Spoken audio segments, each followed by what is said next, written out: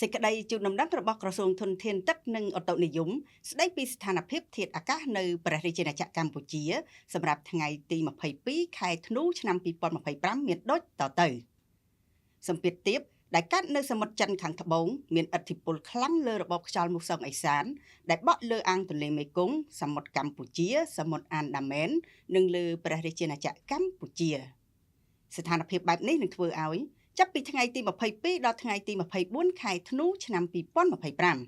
1. តំបន់វាលទំនាបសីតុណ្ហភាពមធ្យមបរិមា20អង្សាសេនិងសីតុណ្ហភាពមធ្យមបរិមា31អង្សាសេខ្យល់បក់មកពីទិសឦសាននិងទិសបូរមានល្បឿនមធ្យម4ម៉ែត្រក្នុង1វិនាទី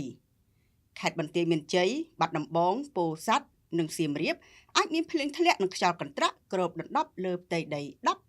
10% ចំណែកកំពង់ឆ្នាំងកំពង់ធំកំពង់ចាមត្បូងឃ្មុំព្រៃវែងកណ្ដាលស្វាយរៀងតាកែវនិងភ្នំពេញពុំមានភ្លៀងធ្លាក់ទេ 2. តំបន់ខ្ពង់រាបសីតុណ្ហភាពមធ្យមបរិមា20អង្សាសេនិងសីតុណ្ហភាពមធ្យមបរិមា30អង្សាសេខ្យល់បក់មកពីទិសឦសាននិងទិសបូរមានល្បឿនមធ្យម3ម៉ែត្រក្នុង1វិនាទីខេត្តកំពង់ស្ពឺឧត្តរមានជ័យព្រះវិហារក្រចេះរតនគិរីមណ្ឌលគិរីបៃលិនស្ទឹងត្រែងជួរភ្នំដងរែកនិងតំបន់ជួរភ្នំក្រវាញពុំមានភ្លៀងធ្លាក់ទេ 3. តំបន់មាត់សមុទ្រសីតុណ្ហភាពមធ្យមបរិមា20អង្សាសេនិងសីតុណ្ហភាពមធ្យមបរិមា30អង្សាសេខ្យល់បក់មកពីទិសឦសាននិងទិសអាគ្នេយ៍មានល្បឿនមធ្យម5ម៉ែត្រក្នុង1វិនាទីខេត្តកោះកុងព្រះសីហនុកំពត